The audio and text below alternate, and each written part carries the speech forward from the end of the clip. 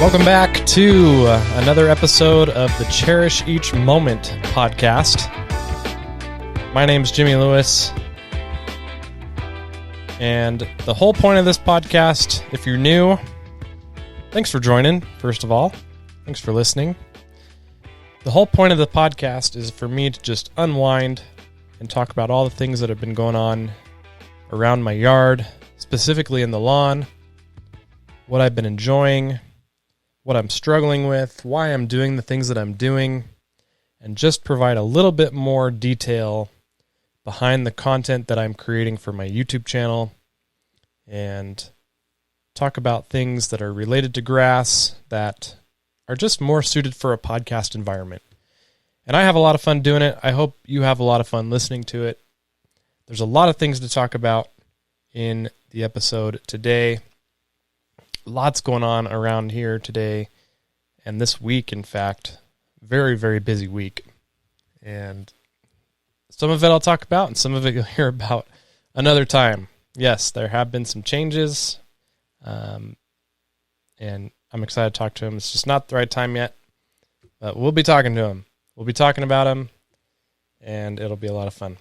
Lots to talk about today. Let's get right into it.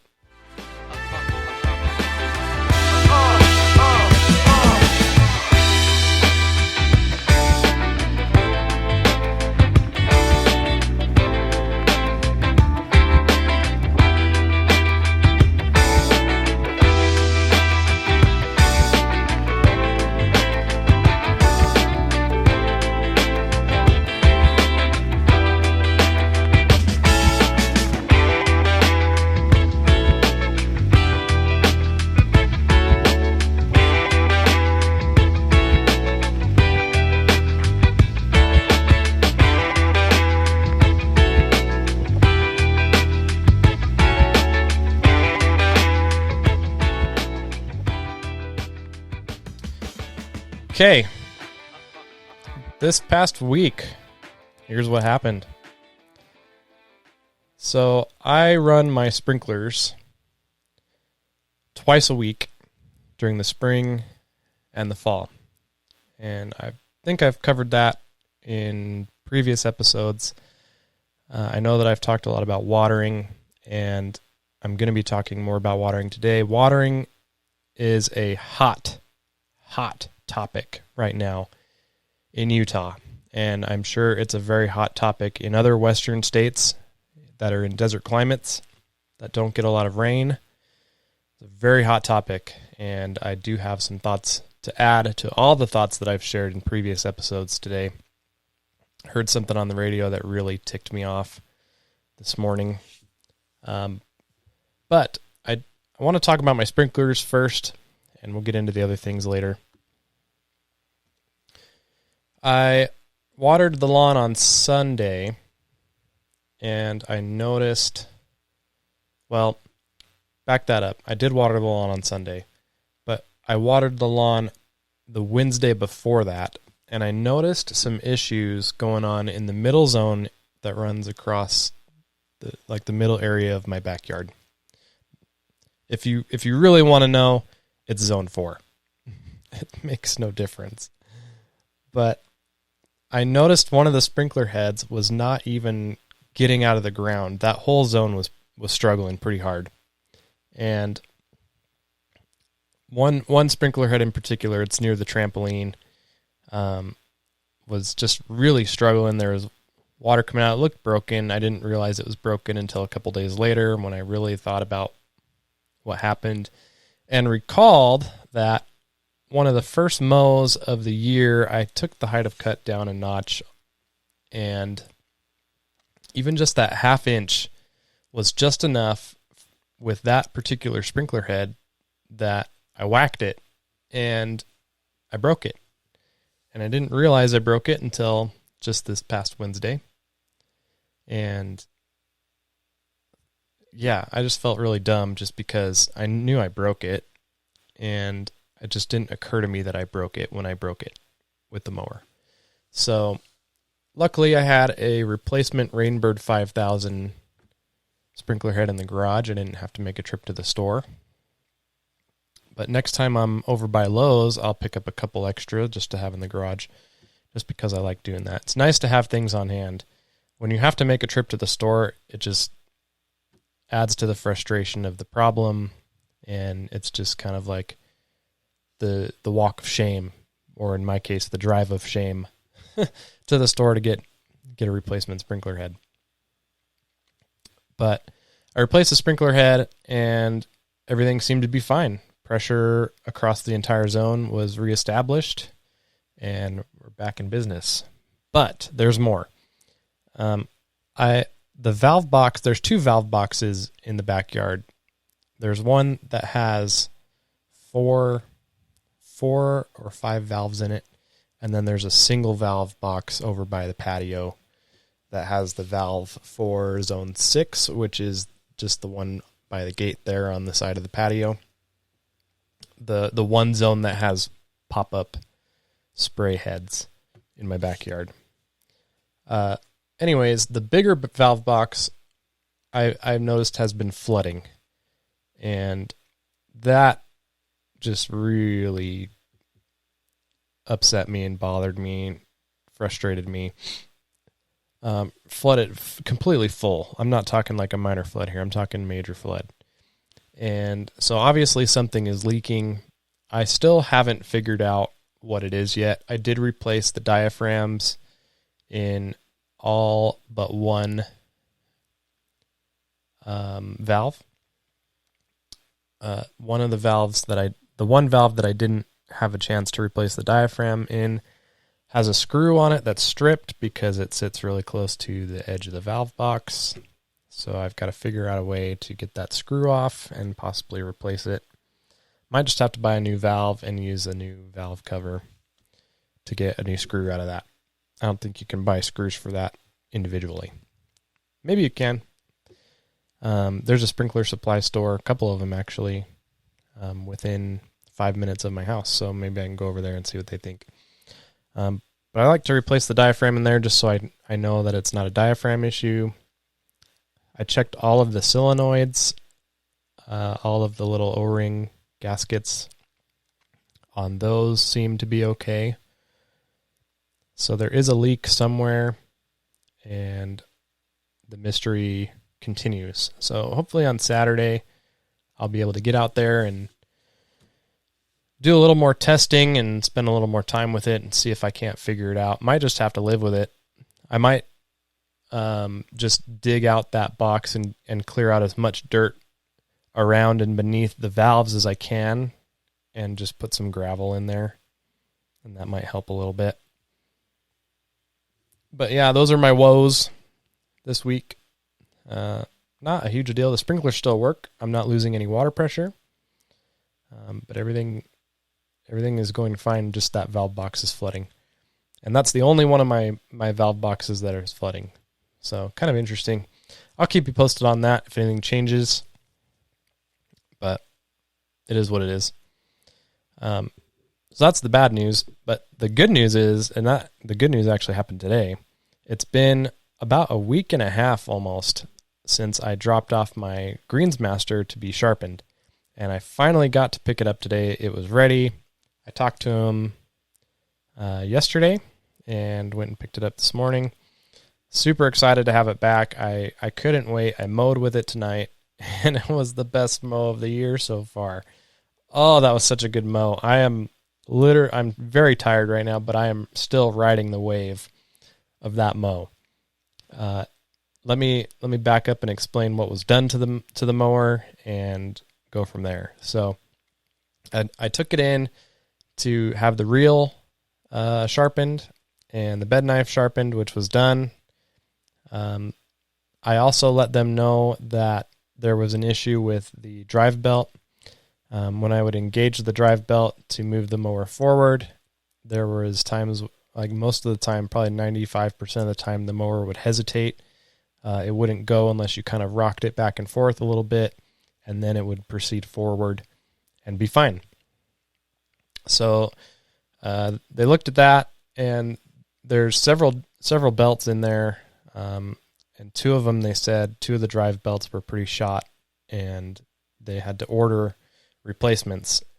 And I found out when I picked it up today that they actually had some that were sold the day before I dropped it off. So if I would have brought it in a day or two earlier, I probably wouldn't have had to wait as long as I did to get my mower back.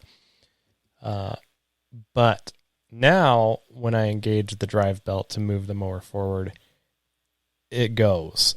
And it goes quick. I had to actually throttle down a little bit just so I could have a nice, easier walking pace with the mower. But it feels amazing. It feels brand new, and it just performs beyond expectations at this point.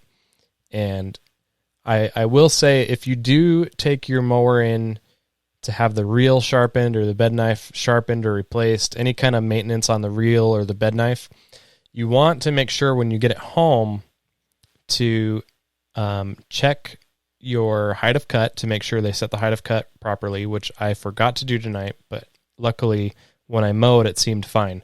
So I did ask them to set the height at 3/4 inch, and the lawn looks fantastic after being cut. So I'm not worried about that. Got lucky there. But I will say, other than that, check to make sure you have a good reel to bed knife contact. Make sure you're cutting paper and all that stuff. I did have to move. I did have to adjust a few clicks on both sides to achieve that. So just double check everything before you go. It's very exciting to have it back and to have it sharpened, but you want to make sure that when you actually get to use it, that you are going to get the absolute most out of the mower. You want to make sure they're actually going to cut the grass. And mine wasn't even cutting paper. Like it was just folding it. So glad I remembered to take a look at that and adjust that. And oh man, it was so buttery smooth. I did double cut. The grass was pretty tall, pretty shaggy. It was definitely needing a cut. You'll see in the video.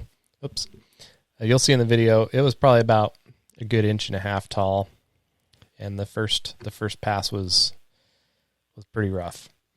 So yeah, double cut was definitely necessary. I probably could have cut it again, but I'll cut it again on probably maybe Thursday or Saturday. Just depends. It's still a busy week, a lot going on.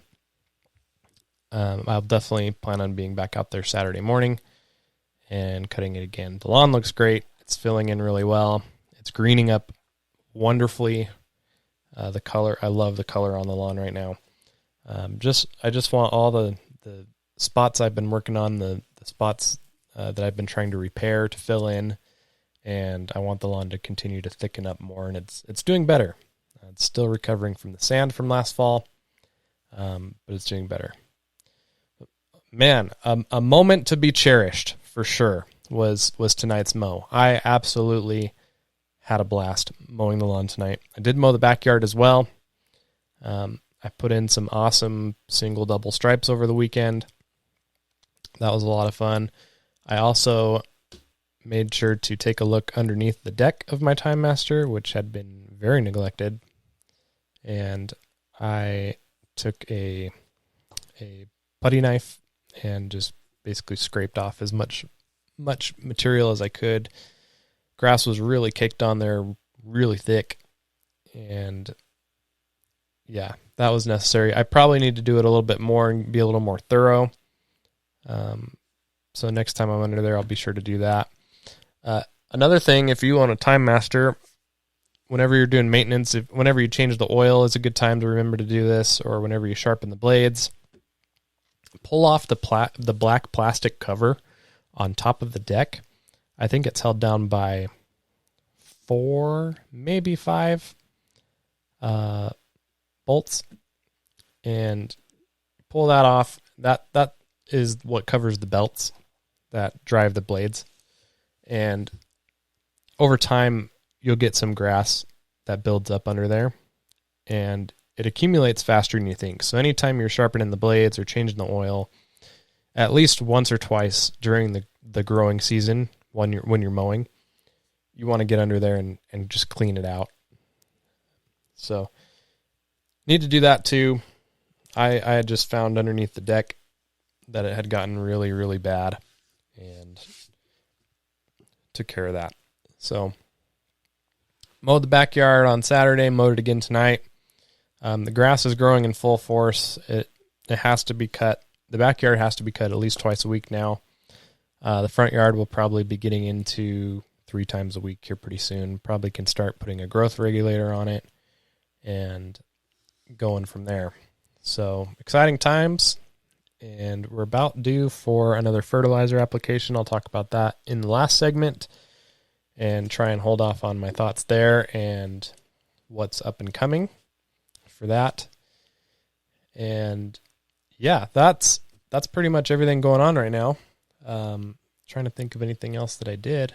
I did film tonight when I mowed the front yard.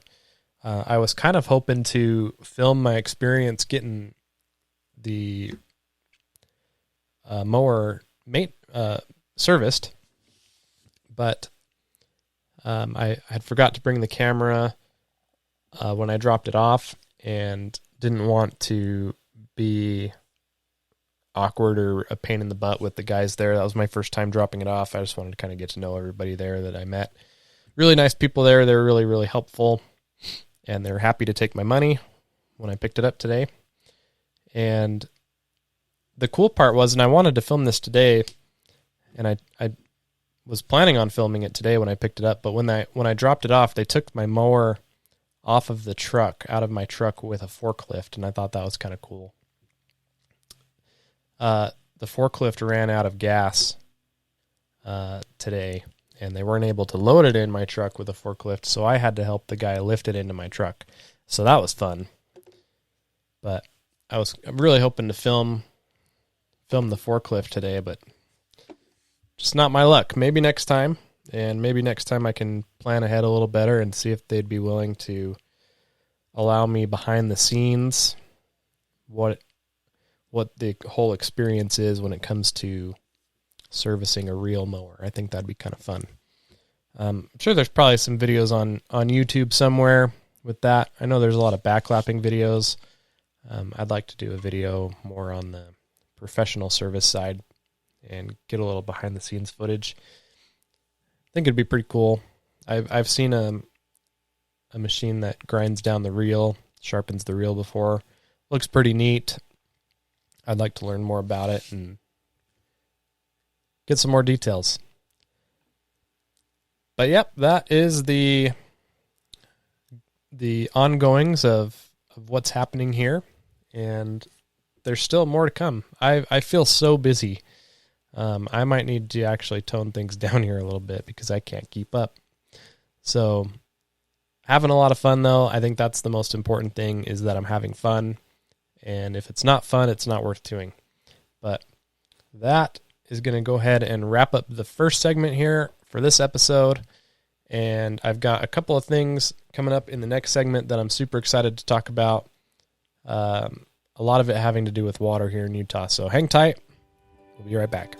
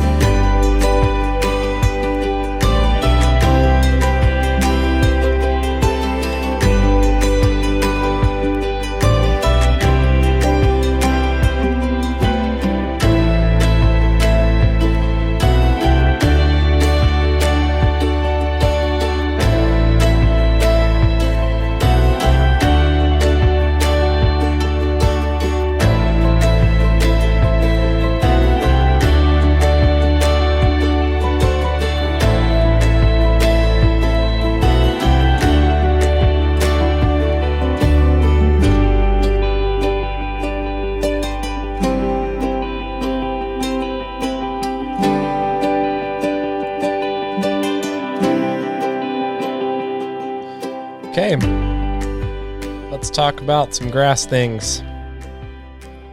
I found a picture that I had actually seen before. think I found it on Reddit.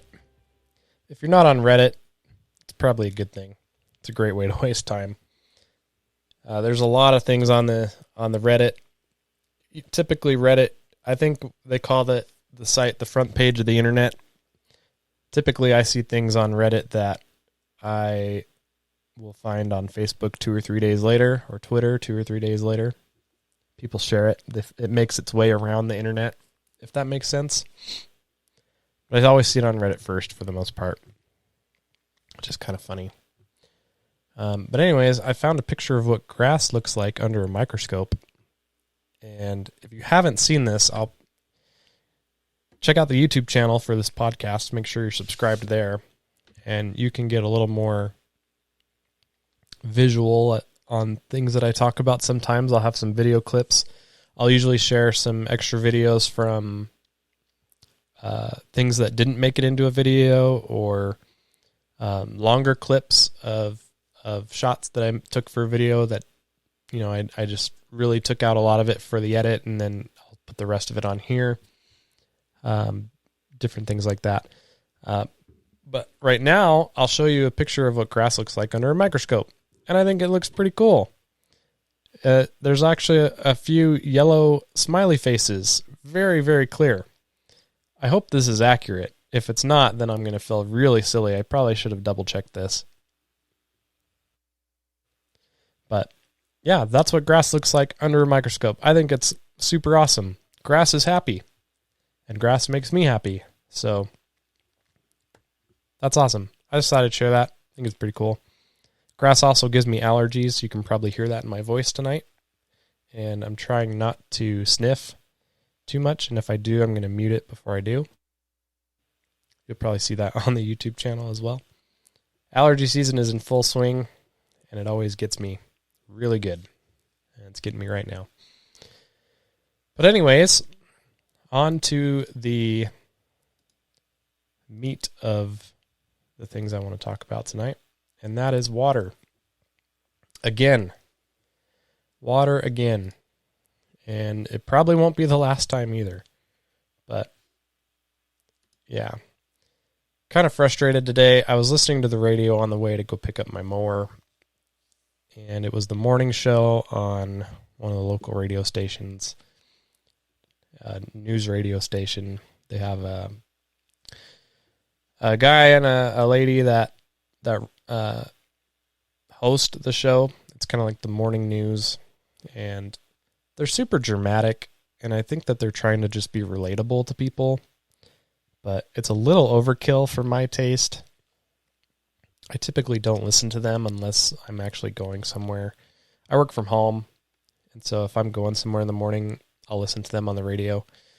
But today they're talking about water conservation and an executive order from our governor that's in regards to state-owned facilities and what steps they will be taking towards conserving water there. So I want to kind of touch on some of the highlights, what they're recommending at the state level, what they're going to be doing and putting their resources into. And then he made some recommendations for residents of Utah as well to consider doing to help conserve water. So I want to just kind of read a couple of things here. I need to blow up this picture a little bit because it's very small and the website's not cooperating. So let me see if I can open this image in a new window. And there it is. And then I can zoom in on this. There we go. Okay. Is this everything that I want here? So sorry about this. Yes, I think this is everything that I want here. So, executive order from the governor of Utah. And here's some highlights. So, it says that a state governmental entity may not water landscapes at a state facility between 10 a.m. and 6 p.m., which I totally agree with, and I think that that is fair for residents too. Shouldn't water your lawn during the middle of the day and afternoon. You'll have evaporation for one thing. It's also a lot calmer in the mornings here in Utah. Typically, as the day progresses, the wind picks up, and if you're watering when it's super windy, then you're blowing water everywhere. And then it says that a state governmental entity shall do the following at all state facilities. So any state facility, any government facility is going to follow the following guidelines. They're going to follow the government's weekly lawn watering guide, which means what's the department? I think it's probably the Department of Water, the Water Department or something like that. Maybe it's even the Department of Conservation. Who knows? But anyways, they share a weekly lawn watering guide, a lawn watering guide. And it's basically just a map that has each county outlined in the state, and it's color coded so that a certain color can water once a week or twice a week or not at all. And so they update that every week so that you know how much they want you to be watering. And that's, if people follow that, that should be fairly conservative. Like I said in previous discussions on this, it really just depends on what you're doing at your house and how big your yard is and what kind of sprinklers you're using and how long you're watering your zones. And it's more about how much than how long. So many different variables and so many different needs. But they're going to be following the lawn watering guide. And then it says, evaluate opportunities to update irrigation technology with devices that are WaterSense certified and include rain and wind shutoff functions and soil moisture sensors. So I'm willing to bet that companies like Rachio would be smart to reach out to the state of Utah and possibly sell them some sprinkler controllers, because I don't know if they're WaterSense certified, but they have all the functionality included here, like rain monitoring, wind monitoring. You can set thresholds there. Soil moisture, they have some technology there that can help with that too. So that's interesting. Manually shut off systems during rain and wind events in areas without rain and wind sensors. So that will be interesting to see if anybody actually does that. It just makes sense to invest in the smart controllers, because then, whoever needs to have access to them can have access to them. And instead of having to go to all these different sites and shut off the water manually, they can just do it from their phone or from a computer. Super simple, saves a lot of time, saves even more resources because then they don't have to drive, stuff like that. The next one says audit and repair all landscape irrigation systems so they are operating at maximum acceptable efficiency. That sounds like a big project. If you go to any park around here, there's always something that needs fixing. So, looking at other things here, evaluate opportunities to limit turf areas surrounding facilities and replace with water-wise plants. So plants that are drought tolerant.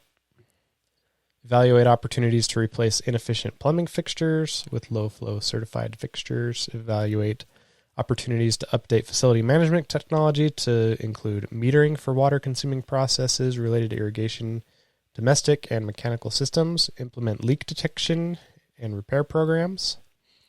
Conduct periodic checks of state facility restrooms, boiler rooms, and the list goes on. And then as far as residential, the governor says, I further make the following recommendations. Water suppliers and irrigation companies should, where possible, delay the start of irrigation season or end irrigation early. We've talked about that when Ryan was on from Highlander Lawn. The city that he's living in delayed the start of their irrigation season by 1 month. Typically around here, April 15th to October 15th is the window for cities that actually control the secondary water for their residents. And again, a reminder, the city that I live in does not do that. The secondary system for all the irrigation also supplies the fire hydrants in my city, so they can't turn it off. So they would have to completely update their infrastructure to support something like that.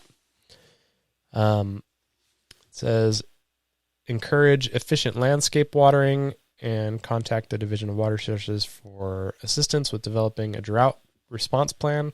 Cities and counties should consider developing and implementing water restriction plans for the upcoming irrigation season. That would be interesting. Also, consider implementing the same practices that are recommended for state facilities at city and county buildings. I bet that will happen. Residential water users should consider the following practices: delay outdoor irrigation and end irrigation early, follow the weekly lawn watering guide, fix irrigation inefficiencies, purchase and install a smart controller or low-flow toilet. The toilet is for the house, not for the lawn, in case you were wondering. Reduce. And by the way, if you buy a smart controller here, rebates are offered, which is kind of cool. So if you live in Utah and you don't have a smart controller, I believe it's like either $50 or $100 that you get a rebate, and those come out pretty quick. I remember I got mine when I bought my Ratio a few years ago. Definitely worth it. Makes getting a smart controller more affordable. And even if you get one of the low-cost smart controllers like the Wise controller that I purchased recently for only $60, then you're pretty much getting a free controller. So that's kind of cool. Reduce indoor water use by taking shorter showers, turning off water when not in use. You kind of get the point here. So they're really trying to make a good effort here to conserve water. I really think, in my opinion, a lot of these are really good ideas, and I think that they could be very helpful if more people would actually take the time to evaluate their situation, learn how much water needs to be applied to the lawn and how to properly water your lawn. I did get really frustrated listening to the radio on the way back from picking up my mower this morning. I actually yelled at the lady. Well, I yelled at my radio, but it was directed to her. I don't think she heard me because you can't talk to people through the radio. But she said that, and I think it's just it's either complete ignorance or she's just trying to create drama. But it really frustrated me because I don't think she did her research. And she said that lawns were needing 2 to 3 inches of water every week. And she was really leaning into that. And, I couldn't believe it. If she's really watering her lawn 2 to 3 inches per week, her lawn is a swamp. Guaranteed. It is a squishy swamp. And she's probably got a big mosquito problem too. But I bet she doesn't even know how to figure out how much water needs to be put on the lawn a week. And that's what kind of frustrates me is, how do you even know? If you think you need that much water a week, then I really doubt you're measuring that, because that is, number one, it's way excessive. That's 2 to 3 times the amount of water you need a week, especially in spring and fall. But for those that are new, that didn't catch the episodes in the past, when you water your lawn, you want 1 inch of water a week, and you don't want to water every day. If you're watering every day, you're doing it wrong. You need to allow the soil to dry out just a little bit and allow the water to continue to work its way down deeper into the soil so the roots will chase it, and the roots will then grow stronger, and you'll have stronger grass and stronger roots, and you'll save yourself a lot of trouble. If you're overwatering, you're at risk for runoff, which is wasteful.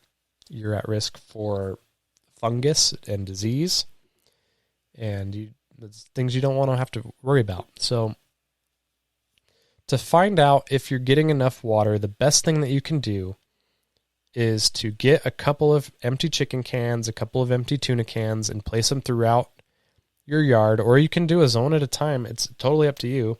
I would get enough to where you just put them all throughout your yard, so you have a few cans in each zone, and it depends on how big your lawn is too. Put out a few cans in each zone, And however long you water your lawn for a single watering event. So if you water your lawn on Tuesday, water your lawn on Tuesday as long as you normally do. And then go check how much water's in those cans. Measure those cans, stick a tape measure in there, and you should have around 1/2 inch of water on average in those cans. If you have more than 1/2 inch of water, say you have 3/4 inch of water, then you need to back down on that zone. So turn down the time on that zone. If you're watering for 30 minutes in that zone, bring it down to 20 minutes and then see how much water's in there. If you've got 1/4 inch of water in that zone, turn up the timer on that zone. Water a little longer for that zone. If you get the idea, you need to adjust. And that's a really easy way to test that. And it's super helpful. Doesn't take really any effort, doesn't take a lot of time. And it's totally worth it because then you know exactly how much water is being put down.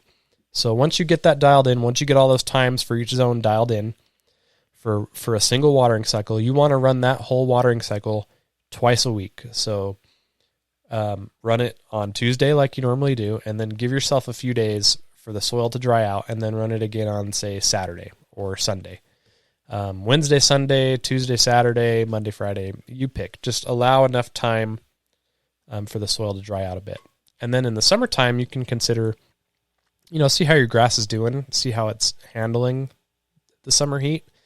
And then if you need to add an extra watering cycle during the week, that's fine. Maybe even half of a watering cycle so you're not using as much water. You can just kind of see how the grass responds and how the grass is doing and decide for yourself. The grass will tell you when it needs water. If it starts turning like a blue hazy color, that's the first signs of heat stress. After that, it's going to start going dormant. It's going to start turning yellow. It's not dead. It's just dormant. It's sleeping like it does in winter. And if you want it to do that during summer, that's fine. You can totally do that. And then when fall comes around again, the grass will green up again. Just make sure that when it's dormant that you're still giving it a little bit of water just so it can hang on and not die. Because in the summer, if it goes dormant and it doesn't get any water, it then will die. So make sure that you do give it a little water. If you want to keep it green, you got to keep it watered. That's just the way it works. But yeah, you only need about 1 inch of water, maybe 1.5 inches. It just depends on where you live and what your situation is. But for Utah, I'm in central Utah, north central Utah, and I get away with 1 inch of water a week in spring and fall, and 1 to 1.5 inches in summer. It just depends. So, but 2 to 3 inches of water a week anywhere in Utah is just absurd, and that just really bothered me that she said that. You can tell when people don't know what they're talking about. But yeah, I'll get off my soapbox now. But the bottom line is people just need to be more mindful when it comes to water conservation. You just got to take a little time to evaluate what you're doing and what you could be doing better. And measuring how much water you're actually putting on the lawn is a great place to start. You can incorporate better nutrition into your fertilizer program, making sure that you're testing your soil and making sure your nutrients are where they need to be, especially potassium. Potassium is a big deal when you're talking about water conservation because potassium helps the water absorb nutrients, and it helps with stress tolerance, and it helps with water retention. So if you have good potassium in your soil makeup, your lawn will be better off. You can also consider using moisture management products like Hydrotain, and that would be a good thing too. So if you haven't already taken the time, especially if you live in Utah, do your part. Figure out, where you're at with your own personal efforts towards water conservation, and anywhere for that matter, anywhere in the country, water is important, and we need to do our part. So that's my soapbox on water. That's what's going on as far as things in Utah. I hope they don't get much more strict. I don't anticipate us turning into a Las Vegas situation where they start policing water usage. But I guess it very well could get there. It could also get to the point where they tell us that we need to get rid of our lawns. And if that's the case, then I got to move. So we'll just kind of see what happens. Hopefully, this winter we get a really good snowpack and we don't have to have conversations like this next year. But it is what it is, and we got to kind of do what we got to do. So, that's going to go ahead and wrap up this segment, and we will come back and talk about what is coming up next. And there are some things coming up next, let me tell you. Hang on.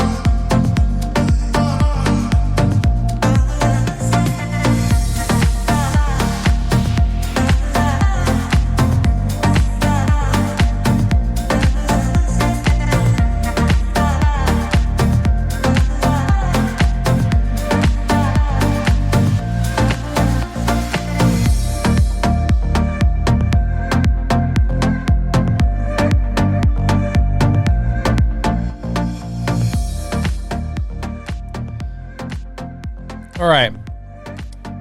As always, I'm going to finish things off talking about what's next, what to expect, what's going on coming up here in the next week or so. The weeds in the backyard beds are almost gone. Have my kids on a little bit of punishment. They actually broke one of the gates in one of the vinyl gates. Yeah, that was bad. So part of their punishment is pulling weeds in the garden beds, and so they're working on that. There's just one side left of the house, and then it's kind of going back around again from things that have come in since we started that project. It's never ending. I try applying preen around the garden beds, and I don't think that works very well in my experience. I always try it because it never hurts to try. I might just start spraying tenacity or something in the garden beds as a pre-emergent or something. I don't know. I'm also still procrastinating on the drip lines in the garden beds. That I've probably got to just bite the bullet and get that done on Saturday because stuff needs to get water. So I need to do that. The weed control I applied last week is doing really well. I can definitely see the weeds that I got are either dying or completely nuked, dead. And there have been other weeds that have come up in the lawn too. Dandelion is going crazy right now here. I don't know about where you guys live, but dandelion is bad right now. And I do need to get out probably again this weekend and go over the lawn again and just spray it again. So got to get these weeds under control. Mowing helps for sure, but spot spraying as well is a good thing. So I did buy an Ely hose reel this week. You've seen me do some hose reel videos on the channel, and I hear a lot of good things about Ely hose reel. And I wanted to find out for myself. There's a lot of hype around the product. I don't think I've heard a single negative thing about it, even about the price. I don't think I've heard anybody complain about the price. I will complain about the price. I think they're expensive. They're very expensive hose reels. And it is a manual hose reel. It's not like the hose link where it's an automatic hose reel. It pulls it in for you, winds it up for you. This you've got to wind up. But I haven't even taken it out of the box yet, and I'll tell you two things that I think about it. Number one, as I've said, it's very expensive. And number two, it ships and delivers extremely fast. It ships like next day or even same day, depending on time you order it. If you order it in the morning, they'll ship it that day, and then you'll have it at your house like a day or two later, which is nuts. That's like Amazon Prime fast. So my theory is that their products are so expensive because you as the consumer are taking care of the shipping cost for them. So they're making themselves look really good by getting you the product really fast because you're paying a lot for it. But I'm pretty sure you're eating the shipping cost. So if that's the case, that's kind of disappointing. Shipping doesn't mean a whole lot to me. Of course, it's pretty nice to get things in a day or two.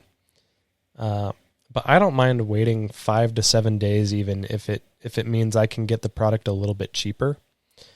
So even if they offered shipping options where if you wanted premium shipping where you got it lightning fast and you wanted to pay the premium fees for that, fine. But I also would like, if I'm paying over $150 or $200 for something, I think free shipping is pretty much a given. So I don't know if I'm entitled by saying that, or if my expectations are just too high, but when you're paying a lot of money like that, free shipping and like true free shipping, like when you see free shipping on any website, that's not free shipping. They're just baking it into the cost.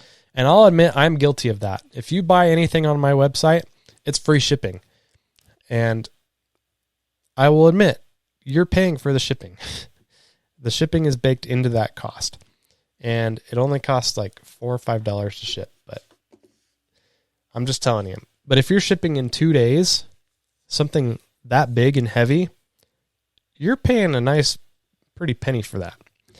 But those are my initial thoughts. I'm hoping to get it out of the box and together this week. I'm going to mount it to a post like I did the hose link reel in my front yard. I mounted it to a 4x6 and put the post in some Quickcrete in the front yard there, and it turned out really well. It looks really, really good. I'm going to do the same thing in my backyard. I'm thinking I'm going to put it pretty close to the hose link back there and maybe move the hose link somewhere else. Maybe in the middle of that bed, more towards the deck and the patio. That'd probably be a good thing. But yeah, I want to put the Ely over there. That way I can get it in the front yard and the backyard. I want to put a 3/4 inch hose on there. The leader line on it is 5/8 inch. I'm curious to see if that will affect water pressure. It's only 6 feet, so I don't think that it will.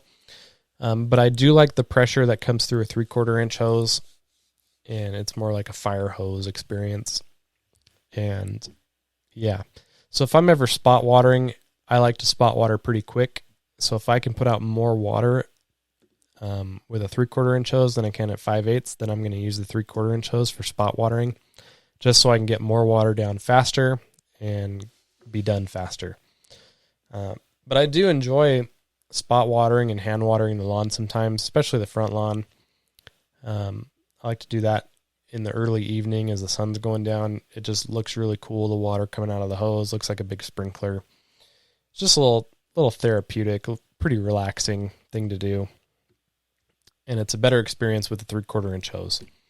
So yeah, looking forward to getting that together, trying it out, seeing what all the fuss is about. That will not be a sponsored video. I did buy that myself. They didn't send it to me. That's another thing too, is I've started being more conscious about using the little includes paid promotion thing on my YouTube channel. I don't know if you've noticed that or not. There's been a lot of confusion lately around how that works or what that really means. And I think that the phrase that they put on there, includes paid promotion, is a little bit deceiving. Because a lot of things fall into that category. It could mean that a company is paying you to use their product, and that's fair. That is actual paid promotion. It could mean that you were sent product for free and you're not being paid. I think it would be kind of nice to have an option saying includes free product promotion, so that viewers know that you're not being paid to make the video. You're just, you're getting free product, which is basically cheap marketing for the company. But in some cases that it makes sense. It just kind of depends on the company and your relationship with them, and what's going on. And that's really up to the creator, in my opinion, what they want to do. But yeah, I'm trying to be more conscious of that. So if you see includes paid promotion on my videos, it doesn't necessarily mean that I'm being paid to make the video. And regardless of whether the product was free or I'm being paid, I have no problems sharing my opinions, my honest opinions. I take a lot of pride in sharing my opinions and making reviews, and I want them to be honest and not biased. So I make sure when any company reaches out to me that wants to send me something, that they understand that I will take the liberty to say negative things if negative things need to be said. So I just want to be transparent. I want you to understand that I'm trying really hard to do things right, and I'm learning a lot as I go. I'm sure I've made some mistakes in that realm of being a YouTube creator, and it's all just a complete learning experience, to be honest. There's so many different layers to YouTube and to affiliate marketing and things like that. It's a crazy world, and a world I never expected to find myself in, because I never expected anybody to watch my videos, but you guys like to watch my videos. So I want to just make sure I'm doing it right. I'm trying my best. I hope you understand that. And if you have any suggestions for me, or if you want to talk about that with me, feel free to shoot me an email. Happy to talk about that. And yeah, I think enough is said there. I'm holding off on my next fertilizer application, and I'm doing that because I have another product coming to me. Speaking of free product, I do have something coming in the mail. It should be here in the next few days, and as soon as I get it, the following weekend, I will be using it. I'll get it put together and use it. It is a spreader, and I'm kind of going to hold off from telling you the company, but it is a spreader, and it is comparable to some of the nicer homeowner spreaders that are on the market. I think it's at a better price point than the spiker spreader that I'm using right now, because the spiker spreader that I have right now is a commercial unit. They use that thing on baseball fields, on golf courses. Like, that is the real big deal spreader. And the price kind of shows that too. It's not something that really a homeowner needs. But the spreader I'm getting would be a great option for a homeowner that wants a really good spreader that's going to last a really, really long time and be very durable. I have really high hopes for this thing, and I'm really excited to try it out. So keep an eye out for that, and I'm sure I'll be talking more about it here on the podcast eventually soon as well. Another exciting thing that's going on is the YouTube channel, the main channel, is approaching 10,000 subscribers, which is just mind-blowing to me. I can't believe it. It's really exciting. It's extremely humbling. I'm thinking of doing a giveaway of sorts. I want to do something. I can't help but want to give back. It's just because all of you make it possible. It's because of all of you and everyone else that have subscribed and watched my videos that I'm where I am today and able to give back. And giving back, I feel, is the best way that I know how to say thank you. Thank you for subscribing. Thank you for watching. Thank you for listening to this podcast. Thank you for supporting me in any possible way that there is to support me. Yeah, this is just mind-blowing to me. I remember when I started, I never thought I'd get to 100 subscribers. And I did. And I really never thought I'd get to 1,000 subscribers. And I sure as heck never thought 10,000 was ever doable. But pretty cool. I'm very humbled by it. I'm very thankful. I'm starting to put together a list of giveaway ideas and how I want to handle that. I think I want to try a new format. I'm definitely not going to be doing it the same way that I did my 1,000 subscriber giveaway. That was a very, very involved process, and a big, big time commitment, and even a bit of financial commitment at the time too. I learned a lot from that experience, and I know I'm never going to do it again. So I will be handling things very differently this time. I'm going to make it as the least time consuming as possible, but I'm going to try and get some cool stuff donated from awesome companies that I've worked with, and see what I can do to give back to you to say thank you. So keep an eye out for that. Something will happen. I figure if I say it now, I'm pretty much committing to it, so I'm going to be able to do my best to get something put together. So look forward to that, and lots of other things coming. I think there's going to be a pretty big announcement made in the next week or so, and hopefully in the next podcast episode, I'll be able to talk about that. So yeah, very exciting times. Lots to look forward to. That's going to go ahead and wrap it up for today's episode. Thank you so much for listening. I appreciate you. And I hope that you will always remember to cherish each moment. Thanks so much for listening. We'll talk to you next time.